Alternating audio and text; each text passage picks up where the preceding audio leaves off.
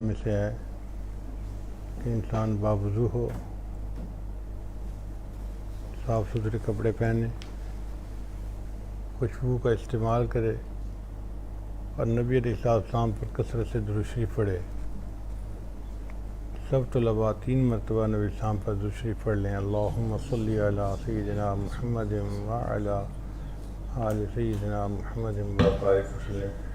اللہم صلی علی سیدنا محمد وعلی آل سیدنا محمد وبارک وسلم۔ اللہم صلی علی سیدنا محمد وعلی آل سیدنا محمد وبارک وسلم۔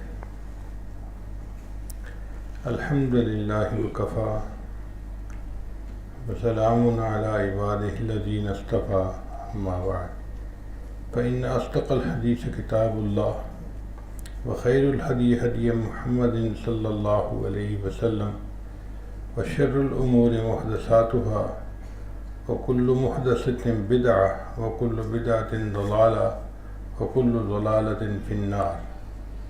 عن بہز بن حکیم عن أبيه عن جده أنه سمع رسول الله صلى الله عليه وسلم يقول في قوله تعالى كنتم خير أمة أخرجت للناس قال أنتم تتمون 70 أمة أنتم خيرها وأكرمها على الله تعالى۔ سبحان ربك رب العزة عما يصفون وسلام على المرسلين والحمد للہ رب العالمین۔ اللہم صلی علی سیدنا محمد وعلی آل سیدنا محمد وبارک وسلم۔ یہ مشکوٰۃ شریف کی آخری حدیث مبارکہ ہے، اور مصنف نے آخری باب میں اس امت کی فضیلت کے بارے میں جو احادیث ہیں ان کو جمع کیا ہے، لہذا یہ حدیث مبارکہ بہز بن حکیم سے، اور انہوں نے یہ اپنے والد سے اور ان کے والد نے اپنے والد سے یعنی دادا سے نقل کی ہے کہ نبی علیہ السلام نے قرآن مجید کی جو آیت ہے کنتم خیر امۃ اخرجت للناس، اس کی تفصیل کرتے ہوئے فرمایا کہ تم 70ویں امت ہو، یعنی 70 جس کو کہتے ہیں، اور تم سب سے زیادہ بہتر ہو اور سب سے زیادہ مکرم ہو اللہ کے ہاں۔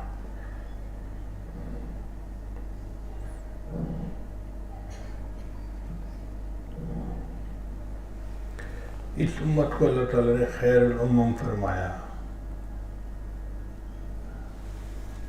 اور یہ جو فضیلت ہے یہ نبی علیہ السلام کی نسبت سے اس امت کو ملی ہے۔ ہم نے کئی مرتبہ دیکھا ہے کہ ایک بھٹے میں 2 اینٹیں بنتی ہیں، ایک بیت الخلاء میں لگ جاتی ہے تو اس کے اوپر کوئی جوتے سے پاؤں رکھنا بھی گوارا نہیں کرتا، اور دوسری مسجد میں لگ جاتی ہے تو انسان اس کے اوپر اپنا سر ٹکاتا ہے۔ مسجد کی نسبت سے، بیت اللہ کی نسبت سے ایک اینٹ کو عزت مل گئی، اور بیت الخلاء کی وجہ سے دوسری اینٹ کو بستی مل گئی۔ گتے کا ایک عام سا ٹکڑا تھا جو کبھی ادھر اٹھا کے رکھ دیا جاتا تھا کبھی ادھر، کس نے اس کو اٹھا کر قرآن مجید کی جلد بنا دیا۔ اب قرآن مجید کی نسبت سے اس کی عزت بڑھ گئی۔ مسئلہ یہ ہے کہ جس طرح آدمی بے وضو قرآن مجید کو ہاتھ نہیں لگا سکتا، اس کی جو جلد بنی ہوتی ہے گتا، اس کو بھی ہاتھ نہیں لگا سکتا۔ تو اللہ کے محبوب صلی اللہ علیہ وسلم چونکہ خاتم الانبیاء، اشرف المخلوقات، امام الانبیاء تھے، تو آپ صلی اللہ علیہ وسلم کی امت جو تھی وہ بھی خاتم الامم بن گئی، اور اللہ نے ان کو امتوں میں سب سے بہترین امت فرما دیا۔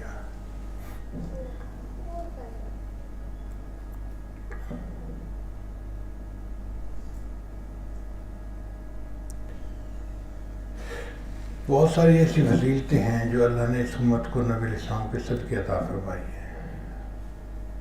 مثال کے طور پہ امر بالمعروف اور نہی عن المنکر کرنا اس امت کی خصوصیت ہے۔ یہ کام پہلے انبیاء کرام کیا کرتے تھے، لیکن اللہ نے اس امت کے علماء کرام کو بھی یہی نعمت عطا فرمائی۔ اس لیے کہا گیا کہ علماء امتی کا انبیاء بنی اسرائیل، میری امت کے علماء بنی اسرائیل کے انبیاء کی مانند ہیں۔ یہ اللہ تعالیٰ کی طرف سے اس امت کے اوپر خصوصی مہربانی ہوئی۔ پہلی امتیں زکوٰۃ نکالتی تھیں تو اس کو کوئی استعمال نہیں کر سکتا تھا،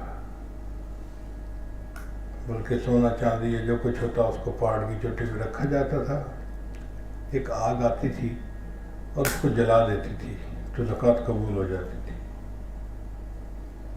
اس امت میں زکوٰۃ کے پیسے کو جلانے کی ضرورت نہیں ہے، آپ کسی غریب کو دے دیں، مستحق کو دے دیں، رشتہ داری کیوں نہ ہو، زکوٰۃ ادا ہو جائے گی اور وہ پیسہ کسی بندے کے کام بھی آ جائے گا۔ تو اللہ تعالیٰ نے کتنی مہربانی فرما دی۔ پہلی امتیں ہر جگہ پر نماز نہیں پڑھ سکتی تھی، کوئی خاص خاص جگہ ہوتی تھی۔ اس امت کے لیے اللہ نے پوری زمین کو سجدہ گاہ بنا دیا، مصلی بنا دیا۔ آپ جہاں بھی ہیں وضو کریں اور نماز کھڑے ہو کر پڑھیں، آپ کی نماز ادا ہو جائے گی۔ پہلی امتیں جب کوئی گناہ کر بیٹھتی تھیں تو ان کے گھر کے دروازے کے اوپر نام لکھ دیا جاتا تھا، اس بندے نے فلاں گناہ کیا ہے۔ آپ دیکھیں کتنی ذلت کا معاملہ تھا۔ اللہ نے اس امت کے ساتھ رحمت کا معاملہ فرمایا، انسان جو مرضی گناہ کرے اللہ تعالیٰ اس کو دنیا میں رسوا نہیں فرماتے بلکہ اس کی پردہ پوشی فرماتے ہیں۔ یہ نبی علیہ السلام کی نسبت کی برکت ہے۔ پہلی امتوں کی شکلیں مسخ کر دی گئیں، اللہ نے فرما دیا کونوا قردۃ خاسئین، پھٹکارے ہوئے بندر بن جاؤ۔ اس امت کے لوگ وہی گناہ کرتے ہیں، لیکن نبی علیہ السلام کی برکت سے اللہ تعالیٰ نے شکلوں کو مسخ کرنے والا عذاب دینے سے دن روک دیا۔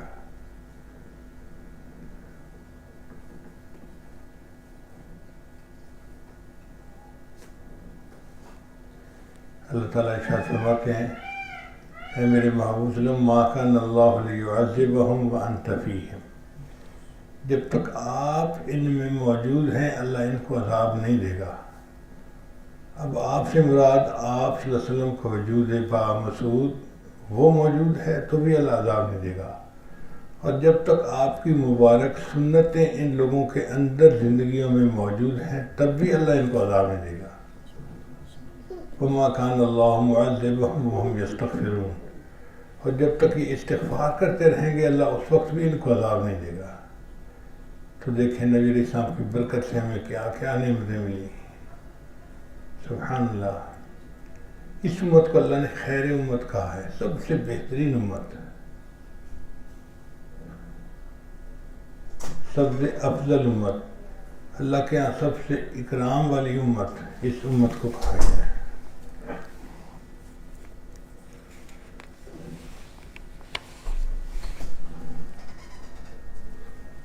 چنانچہ نبی علیہ السلام کی امت کو قیامت کے دن ان کے وضو کے آثار سے پہچانا جائے گا۔ یہ امت جو وضو کرتی ہے، جن اعضاء بھی وضو کرتی ہے، وہ قیامت کے دن نور سے منور ہوں گے،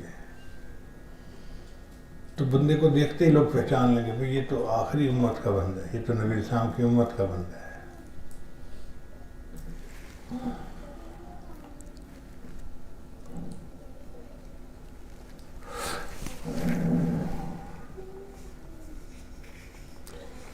اب سوال پیدا ہوتا ہے کہ اس امت کو فضیلت ملنے کی اور وجہ اصل کیا تھی؟ تو یہ نہیں تھا کہ اس امت کی شکلیں اللہ کو پسند تھیں، بلکہ اس امت کے اندر ایک جذبہ اللہ نے رکھا ہے دوسروں کو نفع پہنچانے کا، اس کی برکت سے اس امت کو فضیلت بھی عطا کی گئی۔ چنانچہ اللہ تعالیٰ ارشاد فرماتے ہیں کنتم خیر امت اخرجت للناس، تم بہترین امت ہو جس کو بنایا گیا ہے انسانوں کے لیے۔ یعنی انسانوں کے فائدے کے لیے، انسانوں کی نفع رسانی کے لیے اس امت کو بنایا گیا ہے، یہ اصل اس کا مقصد ہے۔ یہ دو الفاظ جو ہے نا، اخرجت للناس، انہوں نے پورے مسئلے کو واضح کر دیا۔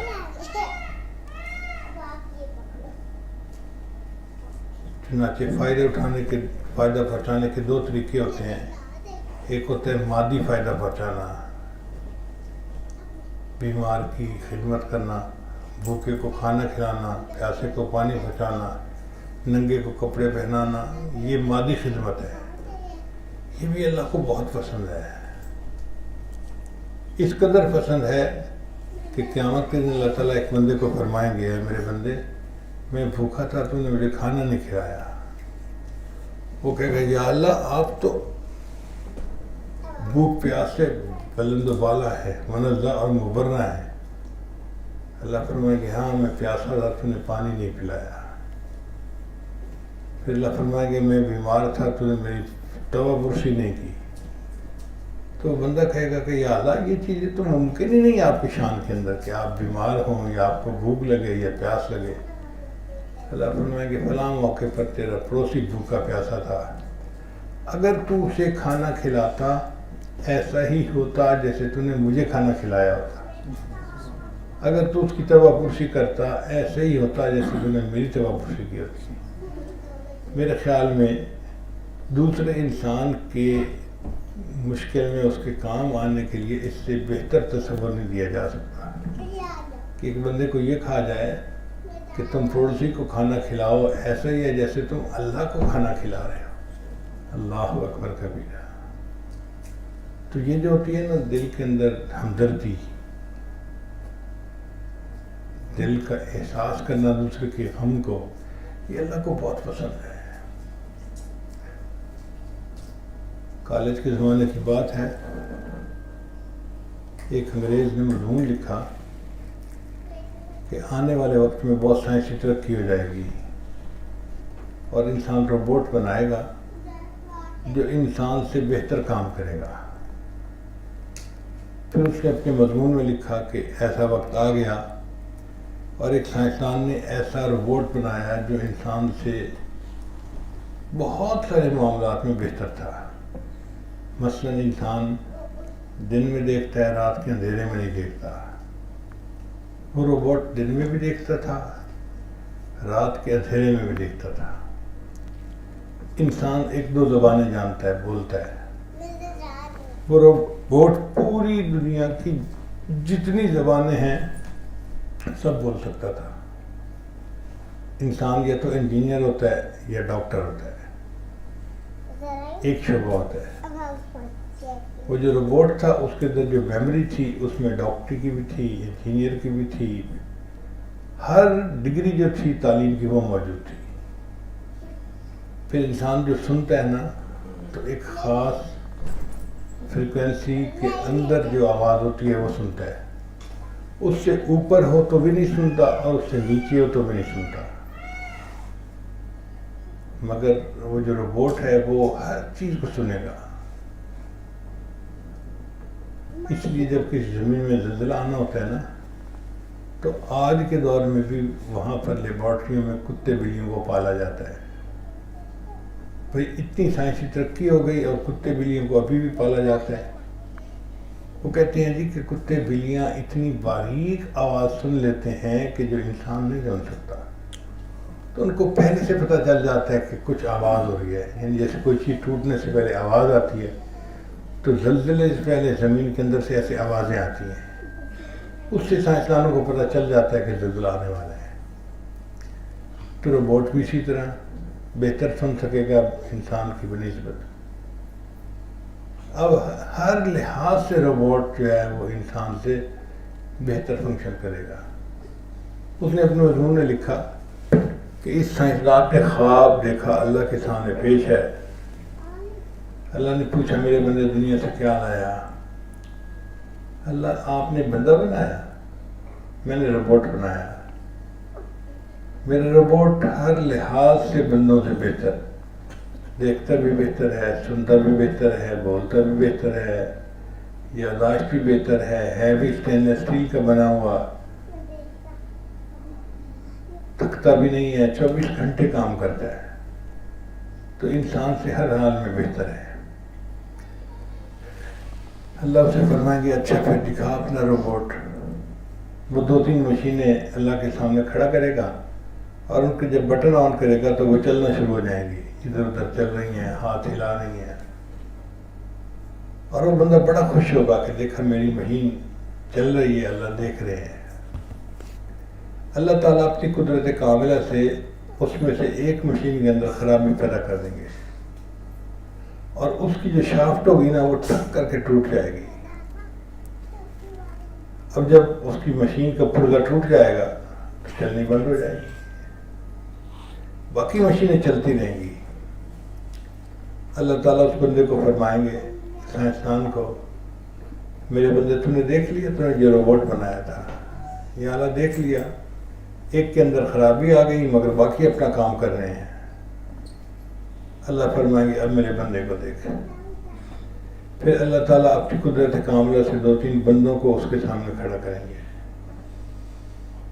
اب جب کھڑا کریں گے تو پھر ان میں سے ایک کے پیٹ میں درد ہونی شروع ہو جائے گی، اور جس کے پیٹ میں درد ہوگی نا وہ درد کے مارے برا حال ہوگا، اور چیخ رہا ہوگا، چلا رہا ہوگا، مر گیا، مجھے درد ہو رہی ہے، تکلیف ہو رہی ہے، فلاں ہو رہی ہے۔ اب جس کو درد ہو رہی ہے وہ چیخ چلا رہا ہوگا، مگر جو باقی ہے نا وہ پھر اس کو تکلیف میں دیکھ کے اس کے پاس آ جائیں گے، اس سے محبت پیار کی باتیں کریں گے، کیا ہوا، کیسے تکلیف ہو رہی ہے، پھر اس کو لٹا دیں گے، کوئی سر دبائے گا، کوئی اس کا پاؤں دبائے گا، کوئی اس کو میٹھی میٹھی باتیں کرے گا۔ جب اس کو بہت تکلیف ہوگی نا اس بندے کو، تو جو اوپر بندے اس کے ہاتھ پاؤں دبا رہے تھے ان میں سے ایک کے آنکھ میں آنسو آ جائیں گے۔ اللہ اس سائنسدان کو کہیں گے کہ دیکھ، ایک بندے کے دل درد ہوا پیٹ میں اور دوسرے بندے کی آنکھ سے آنسو نکل رہے ہیں، بتا یہ جو احساس ہے دوسرے کا یہ تیری مشینوں میں ہے؟ وہ کہے گا یا اللہ یہ احساس میری مشینوں میں نہیں، اور میں مانتا ہوں کہ واقعی تیرا انسان میری مشینوں سے زیادہ اعلیٰ ہے۔ تو انسان کو تو فضیلت اس لیے حاصل ہے کہ یہ دوسرے کے غم کو، تکلیف کو محسوس کرتا ہے۔ جو بے حس انسان ہے وہ انسان کہاں گیا ہے، اس میں اور مشین میں کوئی فرق نہیں۔ اس لیے ہمیں اللہ سے ایسا دل مانگنا چاہیے جو دوسرے کی تکلیف کو محسوس کرے۔ محسوس کریں گے تو دوسرے کے کام آئیں گے نا، اور اسی کو انسانیت کہتے ہیں کہ ایک آدمی دوسرے کے کام آئے۔ نبی صاحب نے فرمایا کہ انسانوں میں سب سے بہترین انسان وہ ہے انفعہم للناس، خیر الناس انفعہم للناس۔ انسانوں میں سب سے بہترین انسان وہ ہے جو دوسرے انسانوں کو زیادہ فائدہ پہنچاتا ہے۔ تو گویا انسان دوسرے کو زیادہ فائدہ پہنچائے، جہاں رہے دوسرے کو فائدہ پہنچائے، ساتھ والوں کو، چھوٹوں کو، بڑوں کو، ان کی خدمت کرنا، ان کی ضرورت کے وقت ان کے کام آنا، ان کا بھلا سوچنا، ان کا اچھا سوچنا، یہ ان کو بھلا پہنچانے والی بات ہے۔ اور جس بندے کی سوچ اچھی ہو نا،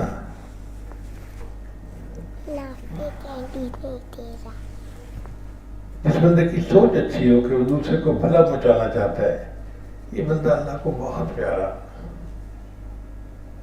آج کل تو ایسا شیطان نے حملہ کر دیا کہ ہر بندے کی سوچ ہی الٹی ہوئی ہے، سوچتے رہتے ہیں اس کو کیسے تکلیف دے سکتے ہیں، اس کو کیسے پریشان کر سکتے ہیں۔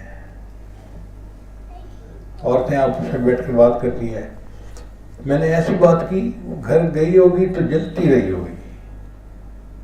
یعنی دوسرے کو نقصان پہنچانا، تکلیف پہنچانا، یہ آج کا بندہ اچھی چیز سمجھتا ہے۔ حالانکہ اچھی چیز تو یہ ہے کہ دوسرے کو نفع پہنچائے، فائدہ پہنچائے۔ یہ فائدہ پہنچانا اللہ کو اتنا پسند ہے کہ ایک دفعہ سلیمان صاحب اپنے لشکر کے ساتھ جا رہے تھے، راستے میں چیونٹیاں چل رہی تھیں، تو ایک چیونٹی نے محسوس کر لیا کہ سلیمان صاحب کا لشکر آ رہا ہے، تو اس کو ڈر ہوا کہ اگر یہ چیونٹیاں اسی طرح پھرتی رہیں زمین کے اوپر تو سلیمان علیہ السلام کا لشکر آئے گا اور ان کو پاؤں کے نیچے مسل کے چلا جائے گا۔ اس نے اعلان کر دیا یا ایتھا النمل ادخلوا مساکنکم، اے چیونٹیوں بلوں میں داخل ہو جاؤ، کہیں سلیمان علیہ السلام کا لشکر انجانے میں تمہیں پاؤں کے نیچے مسل کے نہ چلا جائے۔ اب ایک چیونٹیاں نے جو باقی چیونٹیوں کو اعلان کر کے بتایا، اللہ کو یہ بات بھی پسند آ گئی۔ اللہ نے اس واقعے کا تذکرہ قرآن مجید میں کیا اور اس سورت کا نام النمل، چیونٹی کے نام پہ رکھا۔ جب اللہ کو ایک چیونٹی کی دوسری چیونٹی کی خیرخواہی اتنی اچھی لگتی ہے تو اللہ تعالیٰ کو ایک انسان کی دوسرے انسان کے ساتھ خیرخواہی کتنی اچھی لگے گی۔ اس لیے اگر ہم اللہ کے ہاں پسندیدہ بننا چاہتے ہیں تو اپنے دل میں دوسروں کا غم پیدا کریں، ہمدردی پیدا کریں، محبت پیدا کریں، احساس پیدا کریں۔ یہ جو بے حس بندہ ہوتا ہے نا، یہ اللہ کو پیارا نہیں ہوتا۔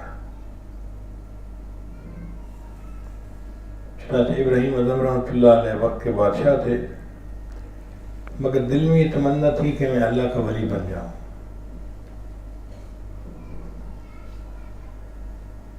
ایک رات انہوں نے خواب دیکھا، ایک سفید بالوں والا بندہ ہے اور وہ بیٹھا کچھ لکھ رہا ہے۔ تو پوچھا کون ہو بھائی؟ اس نے کہا جی فرشتہ ہوں۔ کیا لکھ رہے ہو؟ میں ان بندوں کے نام لکھ رہا ہوں جو اللہ سے محبت کرتے ہیں۔ تو ابراہیم نے اس سے پوچھا بھائی میرا نام اس میں شامل ہے؟ اس نے کہا آپ کا نام کیسے شامل ہو سکتا ہے؟ سارا دن دربار میں بیٹھتے ہیں، بادشاہی کے مزے اڑا رہے ہیں اور محلات کی زندگی گزار رہے ہیں، تو آپ اللہ سے محبت کرنے والے کہاں سے آ گئے؟ تو ابراہیم علیہ السلام نے کہا کہ اچھا، میں سارا دن اللہ کے بندوں کے مسئلے حل کرتا ہوں بیٹھ کے، اگر میں اللہ سے محبت کرنے والوں میں شامل نہیں تو میرا نام ان لوگوں میں لکھ دو جو اللہ کے بندوں سے محبت کرتے ہیں۔ میں خدمت تو کرتا ہوں نا ان کی۔ اس نے کہا ٹھیک ہے میں لکھ لوں گا۔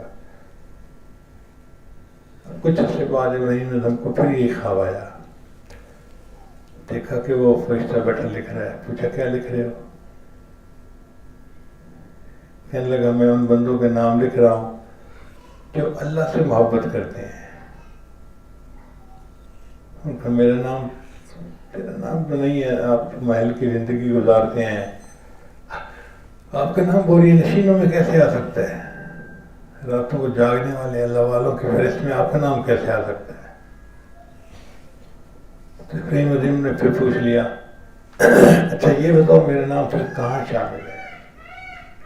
اس نے کہا آپ کا نام اس فہرست میں شامل ہے جن سے اللہ محبت کرتے ہیں۔ تو ابراہیم اعظم نے جب وہ رجسٹر کھول کے دیکھا تو سب سے اوپر اپنا نام تھا۔ فرشتے نے کہا کہ جو بندہ اللہ کے بندوں سے محبت کرتا ہے اللہ اس بندے سے محبت فرماتے ہیں۔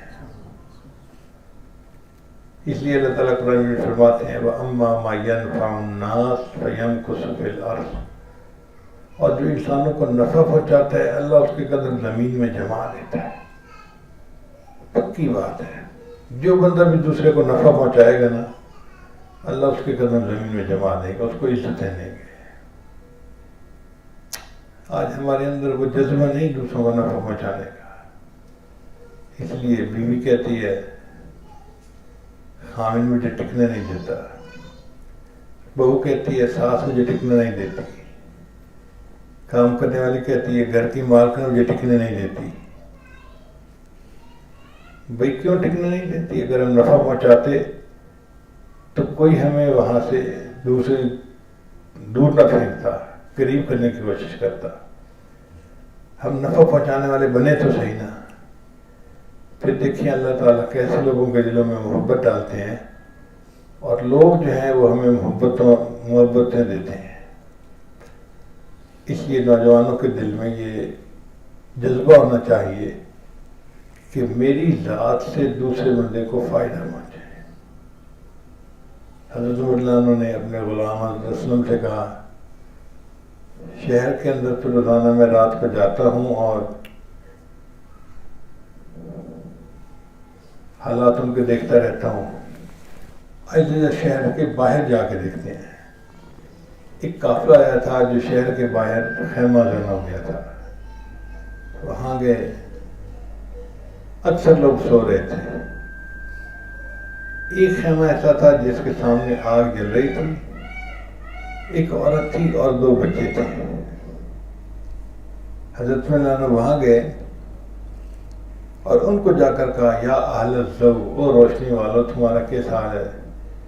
یہ نہیں کہا آگ والو، دانائی دیکھیے، اے روشنی والو تمہارا کیا حال ہے؟ عورت نے کہا میں بیوہ عورت ہوں، میرے پاس کچھ ہے نہیں کھانے پینے کے لیے، میرے بچے بھوکے ہیں، اور میں نے آگ جلا کے اس کے اوپر پانی چڑھا لیا ہے اور پانی ابل رہا ہے، اور بچے سمجھ رہے ہیں کہ کوئی چیز پک رہی ہے تو یہ انتظار میں ہے. کچھ دیر کے بعد یہ سو جائیں گے اور میری بھی رات گزر جائے گی.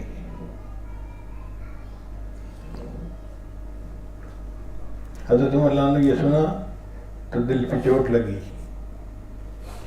کہ عمر کی خلافت ہو اور ایک عورت کو اپنے بچوں کو کھلانے کے لیے کچھ اس کے پاس نہ ہو. اپنے غلام اسلم کو کہا چلو چلتے ہیں. شہر آئے، بیت المال کا دروازہ کھلوایا، ایک بوری آٹے کی نکالی، کچھ گھی نکالا، کچھ شہد نکالا، اور اسلم کو کہا کہ اسلم یہ میری پیٹھ پہ لاد دو. اسلم نے کہا کہ حضرت غلام تو میں ہوں، آپ مجھے حکم دیں میں لے جاتا ہوں جہاں چاہیں گے.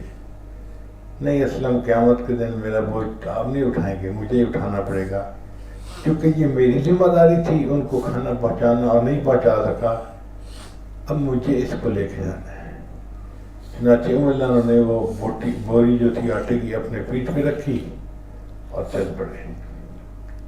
اسلم جو ان کے غلام تھے وہ کہتے ہیں کہ میں بھی ساتھ ساتھ چلتا رہا. حضرت مولانا بہت تھک گئے تھے کیونکہ بوجھ زیادہ تھا، راستہ لمبا تھا، اور بڑی مشکل کے ساتھ وہ خیمے کے سامنے پہنچے. سامان اپنی پیٹھ سے اتارا، عورت کو کہا کہ آپ اپنے برتن دھو لیں اور میں آگ جلا دیتا ہوں. اب وہ عورت جو تھی وہ اپنے برتن دھونے لگی. حضرت مولانا چولہے میں آگ جلانے لگے. لکڑیاں جو تھی وہ ذرا گیلی تھی اور جلدی آگ نہیں پکڑ رہی تھی. اسلم مولانا کہتے ہیں کہ میں نے مولانا کو دیکھا کہ دھواں ہے اور آنکھوں میں پڑ رہا ہے اور آنکھوں میں سے پانی نکل رہا ہے، مگر وہ بار بار پھونک مار رہے ہیں اور آگ جلانے کی کوشش کر رہے ہیں. حتیٰ کہ بڑی مشقت کے بعد انہوں نے آگ جلا لی. اب جب انہوں نے آگ جلا لی تو عورت نے اس کے اوپر اپنی دیگچی رکھی، دیگچی میں کچھ گھی ڈالا، آٹا ڈالا، تو وہ جیسے ایک حلوہ سا ہوتا ہے ایسے کھانا بن گیا. اب جب کھانے کی مہک آئی بچوں کو تو بچے خوش ہونے لگے. اسلم مولانا کہتے ہیں کہ میں نے مولانا کو پوچھا کہ حضرت اب کھانا پک جائے گا، بچے کھا لیں گے، ہم چلتے ہیں. کہنے لگے نہیں ذرا بیٹھو یہاں دیکھو. کھانا پک گیا تو مولانا نے کھانے کو ٹھنڈا کیا، پھر بچوں نے پیٹ بھر کے کھایا چونکہ بھوک لگی ہوئی تھی. جب انہوں نے خوب پیٹ بھر کے کھانا کھا لیا تو وہ پھر کھیلنے لگ گئے. اور جب کھیلنے لگ گئے تو مولانا بچے بیٹھے ہوئے بچوں کو دیکھ رہے ہیں. کافی دیر کے بعد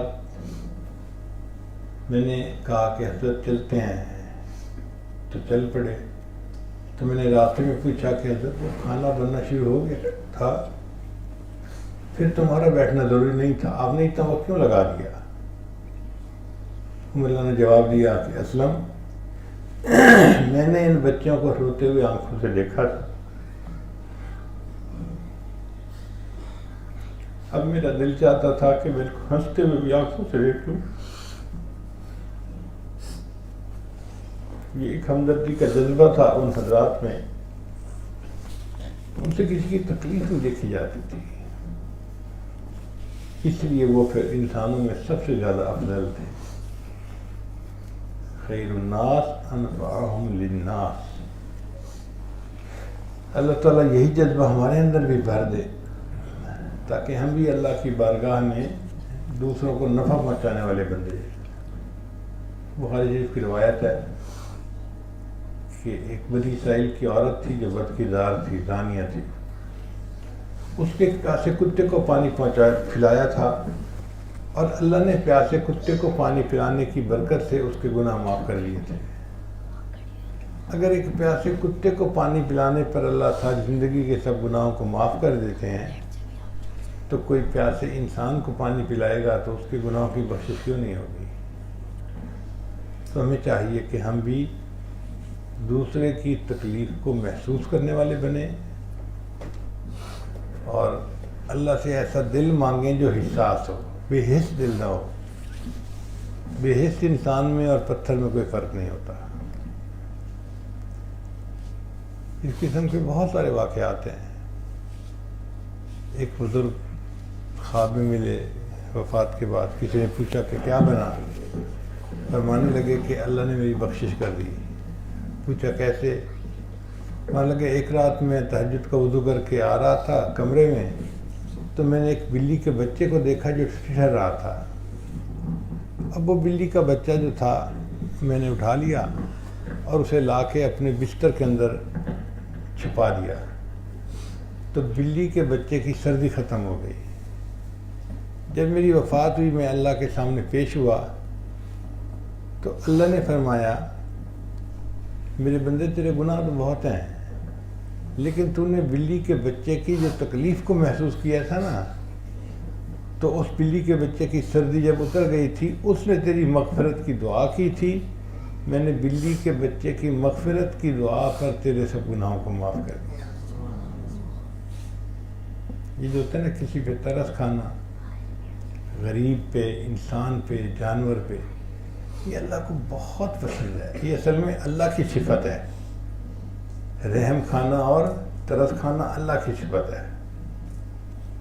اس لیے اللہ فرماتے ہیں الراحمون یرحمہم الرحمن ارحموا من فی الارض یرحمکم من فی السماء۔ تم زمین والوں پر رحم کرو، اس کے بدلے آسمان والا تمہارے پر رحم کرے گا۔ تو ہر بندے کو رحم دل ہونا چاہیے۔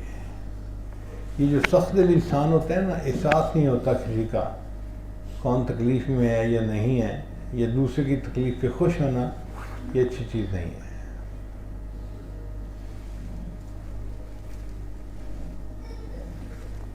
ایک فائدہ پہنچانے کا طریقہ تو یہ ہے، اس کو مادی فائدہ کہتے ہیں، اور ایک طریقہ یہ ہے کہ انسان دوسرے کو روحانی فائدہ پہنچائے۔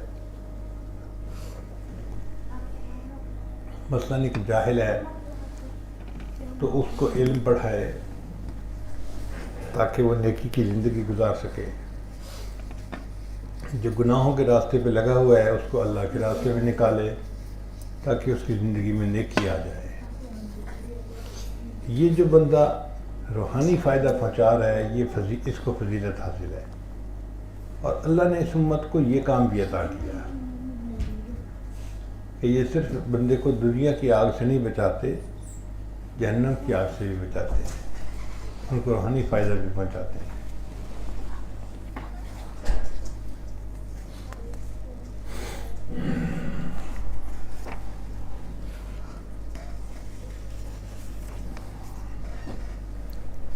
نبی علیہ السلام کی سیرت مبارکہ کا مطالعہ کریں تو پتہ چلتا ہے کہ اللہ کے حبیب صلی اللہ علیہ وسلم کا دل بہت زیادہ دوسرے کے غم کو محسوس کرنے والا تھا۔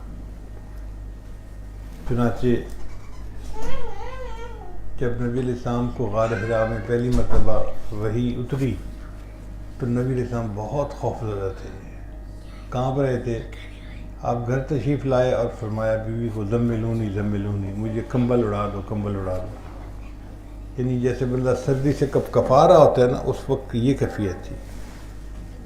تو خدیجہ الکبریٰ رضی اللہ تعالی عنہا نے کمبل تو لا ڈال دیا، مگر پوچھا کہ اللہ کے وسلم آپ کیا فیل کر رہے ہیں؟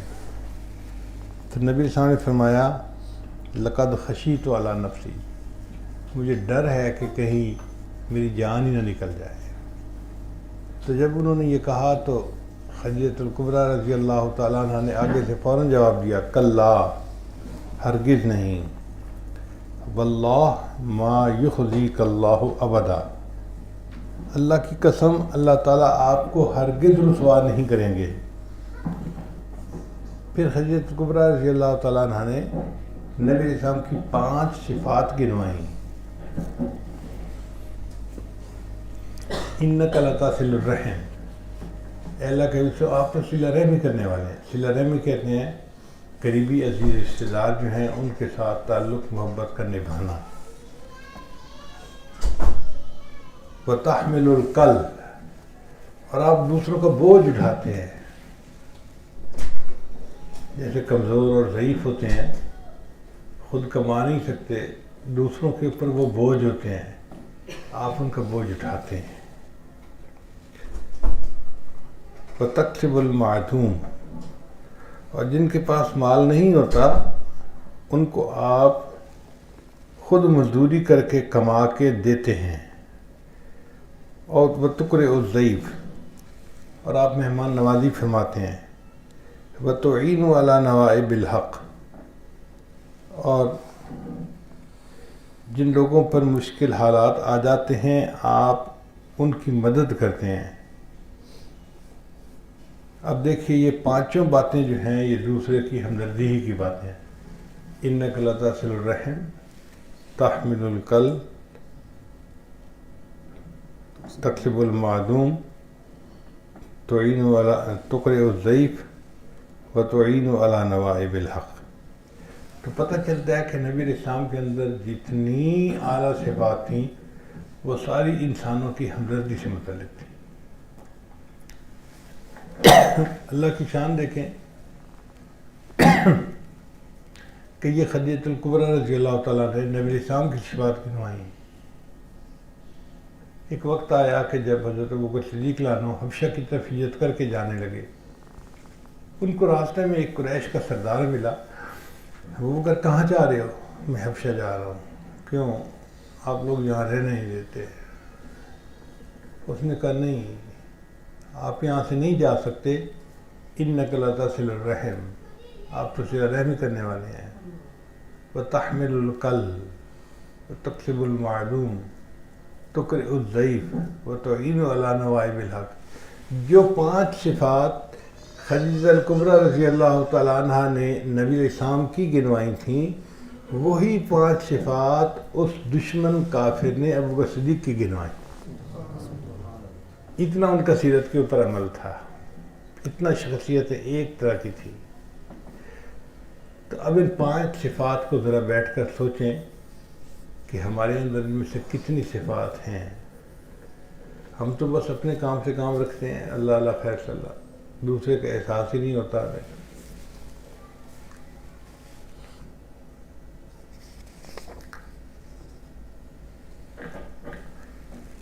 اس لیے اللہ تعالیٰ کے محبوب صلی اللہ علیہ وسلم نے مومن کو کھجور کے درخت کی مثال دی ہے۔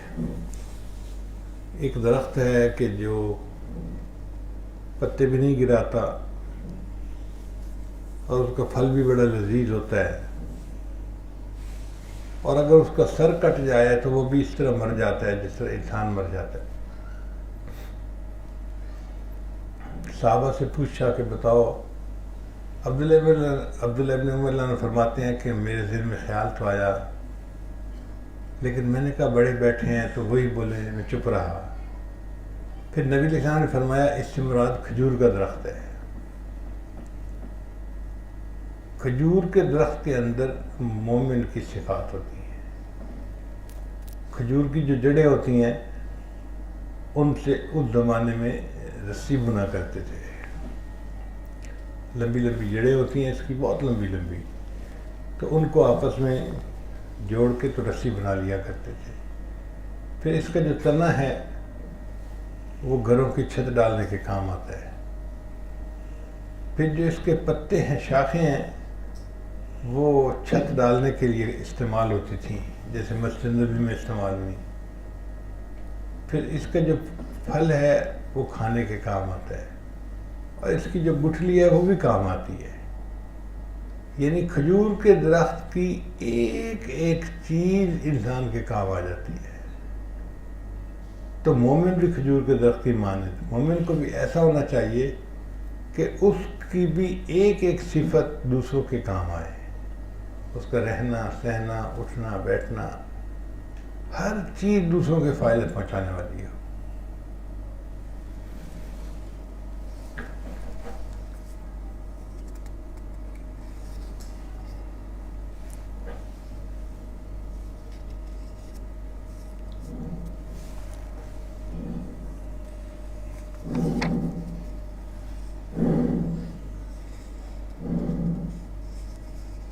اب ایک سوال اور ذہن میں آتا ہے کہ نبی اسلام نے ارشاد فرمایا کہ تم 70 نمبر کی امت ہو، جبکہ انبیاء تو 1,24,000 آئے اور ہر نبی کی امت ہوتی تھی، تو امتیں تو بہت زیادہ ہیں، 70 کا نام کیوں لیا گیا؟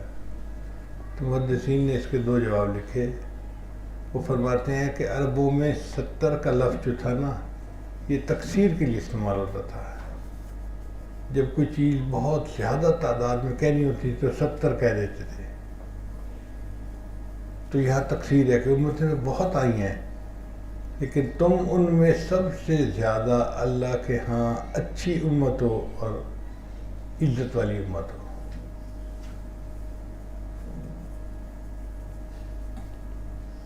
اور بعض نے کہا کہ امتیں تو بہت زیادہ تھیں، لیکن جو ممتاز امتیں تھیں، نمایاں امتیں تھیں، وہ 69 گزری ہیں، اور 70 نمبر کی جو امت ہے وہ نبی اسلام کی امت بنی. یوں 70 امتوں کا لفظ استعمال کیا گیا.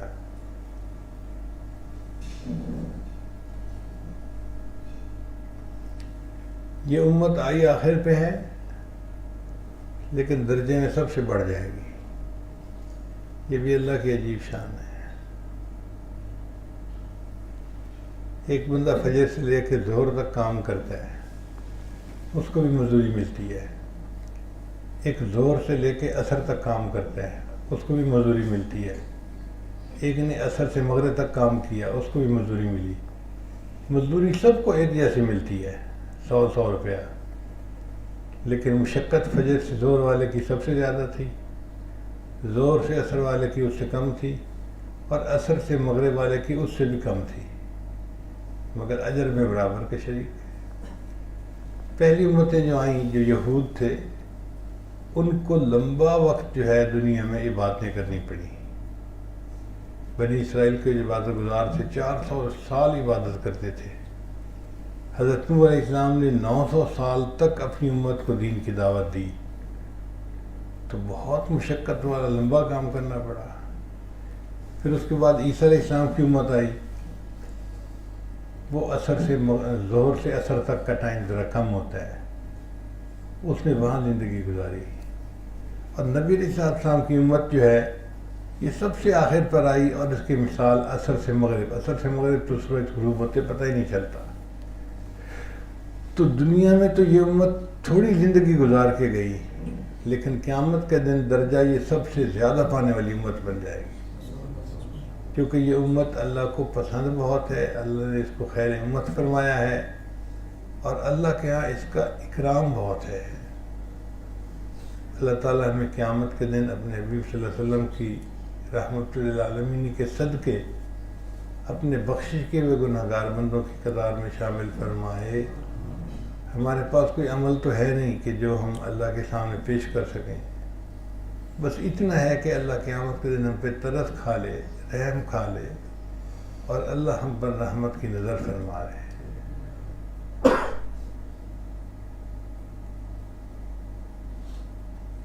تیری ایک نگاہ کی بات ہے، میری زندگی کا سوال ہے.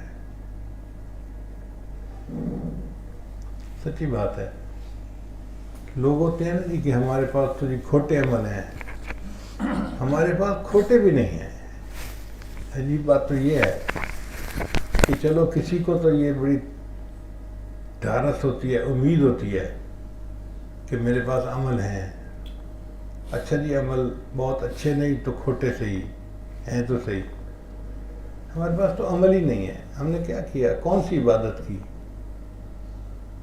کتابوں میں لکھا ہے کہ لوگ کئی ہزار مرتبہ قرآن مجید کی تلاوت کر کے چلے جاتے تھے. آج کل کے ماحول معاشرے میں تو ایک پارہ روز پڑھنے والے بھی نہیں نظر آتے. ہزاروں مرتبہ قرآن پاک پڑھنے والے تو چلے گئے، سو گئے دنیا سے.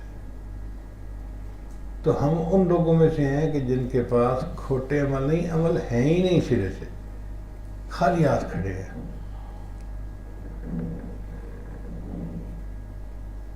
اور جس کو ہم سمجھتے ہیں نا ہم نے نمازیں پڑھی اور یہ تلاوت کی اور وہ کیا اور وہ کیا، امام ربانی مجدد ثانی ہم سے فرماتے ہیں کہ ہمارے وہ نیکیاں بھی ہمارے گناہوں کی مانند ہیں.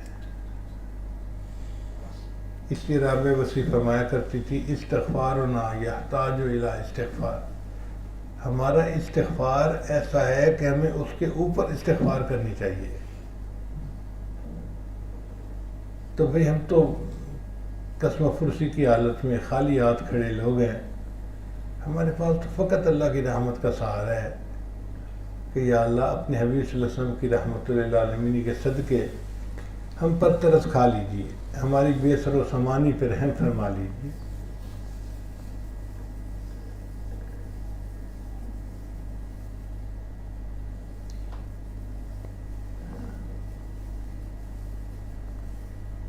آپ حضرات نے اصرار کیا تو اس عاجز نے چند باتیں اس حدیث مبارکہ سے متعلق جو تھیں آپ کی خدمت میں پیش کر دیں. اللہ آپ حضرات کا یہاں آنا قبول فرمائے، اور آئندہ سال آپ کا بخاری شریف کا سال ہوگا. اللہ تعالیٰ اس سال میں حدیث مبارکہ کا جو نور ہے وہ آپ کے سینوں میں عطا فرمائے، اور نبی علیہ السلام کے ساتھ جو نسبت کامل ہے وہ عطا فرمائے. وآخر دعوانا ان الحمد للہ رب العالمین.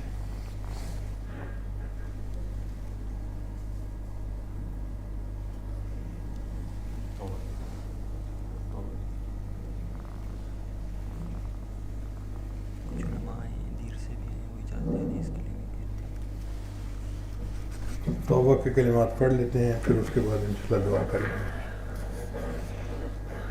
یہ کلمات سچے دل کے ساتھ پڑھتے جائیے. بسم اللہ الرحمن الرحیم. لا الہ الا اللہ محمد الرسول اللہ.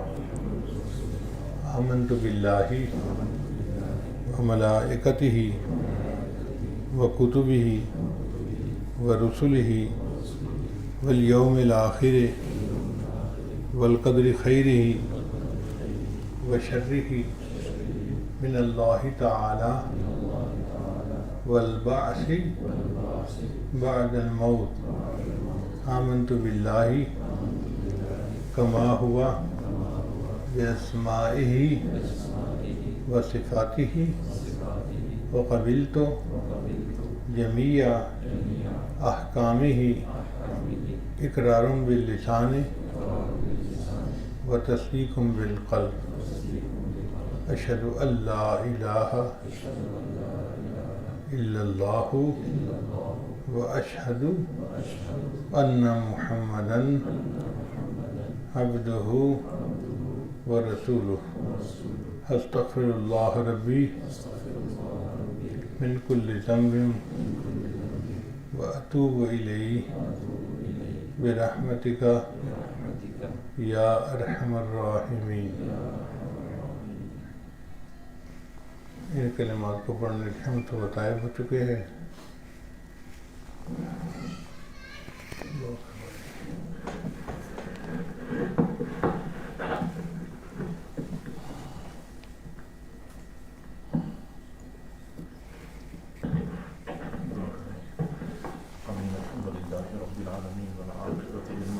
والصلاة والسلام على رسوله محمد وآله وأصحابه أجمعين. کریم پروردگار ہم تیرے عاجز مسکین بندے ہیں، تیرے سامنے دست دعا ہیں. اللہ ہماری مسکنت پہ ترس کھا لیجیے، ہماری عاجزی پہ رحم فرما لیجیے. کریم اللہ ہمیں گناہوں سے پاک صاف زندگی نصیب فرما، معصیت سے خالی زندگی نصیب فرما. کریم اللہ گناہ کر کر کے ہم نے تجھے ناراض کر دیا ہے، اب منانا چاہتے ہیں. اللہ مان جائیے، کریم پروردگار راضی ہو جائیے۔ میرے مولا ہمارے لیے گناہوں سے بچنا مشکل ہے، یہ تو بچانا آسان ہے، اللہ ہمیں گناہوں سے بچا لیجیے، گناہوں سے پاک صاف زندگی نصیب فرما۔ جس طرح تو نے آسمان کو زمین پہ گرنے سے روکا ہوا ہے، شیطان کو ہم پر مسلط ہونے سے روک دیجیے۔ کریم پروردگار، کوئی تجھ سے دنیا مانگتا ہوگا، کوئی تجھ سے کوٹھی مانگتا ہوگا، ہم تجھ سے تیری رضا کے طلبگار ہیں، اللہ اپنی رضا نصیب فرما، اپنی رضا والی زندگی نصیب فرما۔ میری مولا ہمیں اچھی طرح پتا ہے کہ ہمیں دینے سے تیرے خزانوں میں کوئی کمی نہیں آئے گی، اللہ پھر عطا فرما دیجئے، اللہ عطا فرما دیجئے۔ کریم اللہ خالی ہاتھ نہ لوٹائیے، اے کریم پروردگار، اے رحیم پروردگار، اے حنان و منان پروردگار، اے ہمارے پیارے پروردگار، تجھے تو ہماری ضرورت نہیں ہے، تو تو بے نیاز ذات ہے، لیکن ہمارا تو تیرے بغیر گزارا نہیں ہے۔ اللہ بے بسی ہے ہماری، کریم اللہ ہماری بے بسی پہ رحم فرما لیجئے، ہماری لاچارگی پہ رحم فرما لیجئے، کریم اللہ اپنے سے دور نہ فرما۔ کریم پروردگار، تیرے بنا بھی کیا جینا، تیرے تعلق کے بغیر بھی زندگی کوئی زندگی ہے، ہمیں اپنا تعلق نصیب فرما۔ میرے مولا جس کتاب پہ ابھی تکمیل ہوئی ہے، اللہ پڑھنے والوں کا پڑھنا قبول و منظور فرما، پڑھانے والوں کا پڑھانا قبول و منظور فرما، ایک ایک حرف کے بدلے، ایک ایک لفظ کے بدلے پڑھنے پڑھانے والوں کو اپنی شان کے مطابق اجر اور ثواب نصیب فرما۔ کریم پروردگار، جو کمی کوتاہی ہو چکی ہے پڑھنے پڑھانے میں، اللہ ان سے درگزر فرما، اللہ چشم پوشی فرما۔ کریم پروردگار، ہم مانتے ہیں جیسے پڑھنا چاہیے تھا، جیسے پڑھانا چاہیے تھا ہم نہ کر سکے، لیکن اللہ پھر بھی ہم تیری رحمتوں کی امیدوار ہیں، رحمتوں کا معاملہ فرما دیجیے۔ اللہ ہم تجھ سے فضل مانگتے ہیں، عدل تو نہیں مانگتے، اللہ فضل کا معاملہ فرما دیجیے۔ کریم پروردگار، مصنف رحمت اللہ علیہ نے محنتیں کی ہیں، شارحین اور محاشیین کی محنتوں سے ہم نے استفادہ کیا۔ کریم پروردگار، ان تمام حضرات کو ہماری طرف سے اجر جزیل نصیب فرما۔ جن محدثین کے واسطے سے ہم تک یہ حدیثیں پہنچی ہیں، وہ سب کے سب ہمارے محسنین ہیں، اللہ ہم سب کی طرف سے ان کو بہترین اجر اور بدلہ عطا فرما۔ ہمارے اساتذہ کو ہماری طرف سے بہترین اجر اور بدلہ عطا فرما۔ کریم پروردگار، جو لوگ ہمارے محسنین ہیں، جن کا ہم پہ حق بنتا ہے، ہمارے مشائخ، ہمارے اساتذہ، ہمارے والدین، ہمارے عزیز و اقارب، جن کی نیک تمناؤں کی برکت سے، جن کی محنتوں کی برکت سے، جن کے احسانات کی برکت سے اللہ یہ طلباء پڑھنے والے بن گئے، استاد پڑھانے والے بن گئے، اللہ وہ سب ہمارے محسنین ہیں، اللہ ہم سب کے لیے دعا گو ہیں۔ کریم پروردگار، جو اس وقت دنیا میں موجود ہیں، اللہ ان کو ہماری طرف سے بہترین اجر اور ثواب نصیب فرما۔ جو دنیا سے چلے گئے ہیں، اللہ ان کی قبروں پہ لاکھوں کروڑوں اربوں کھربوں رحمت نازل فرما، سیئات کو حسنات میں تبدیل فرما، جنت الفردوس کے اعلی مقامات عطا فرما۔ کریم پروردگار، تمام طلباء کو علم نافع نصیب فرما، علم پہ عمل کرنے کی توفیق عطا فرما، اعلیٰ اخلاق اعلیٰ کردار عطا فرما، بے داغ زندگیاں نصیب فرما، عفت و پاک دامنی والی زندگی نصیب فرما، علم کے ساتھ ساتھ علم کا نور بھی نصیب فرما، اللہ تقوی کا نور بھی نصیب فرما، اپنی محبت اپنی معرفت نصیب فرما۔ کریم پروردگار، ہمیں قیامت کے دن اپنے اساتذہ کے سامنے، اپنے مشائخ کے سامنے، اپنے اکابر کے سامنے سرخرو فرما، ان کے سامنے شرمندہ نہ فرما۔ جو امتحانات ہو رہے ہیں، کریم پروردگار، تمام طلباء کو ان امتحانات میں اچھے نمبروں کے ساتھ کامیابی نصیب فرما، ناکامیوں سے محفوظ فرما، محنتوں کو ضائع نہ فرما، اللہ محنتوں کو ضائع نہ فرما۔ کریم پروردگار، طلباء کے بارے میں جو والدین کے نیک تمنائیں ہیں، اساتذہ کی نیک تمنائیں ہیں، اللہ سب کی نیک تمناؤں کو پورا فرما، ہماری ان دعاؤں کو اپنی رحمت سے قبول و منظور فرما۔ وصلی اللہ تعالی علی خیر خلقہ محمد وآلہ واصحابہ اجمعین، آمین برحمتک یا ارحم الراحمین۔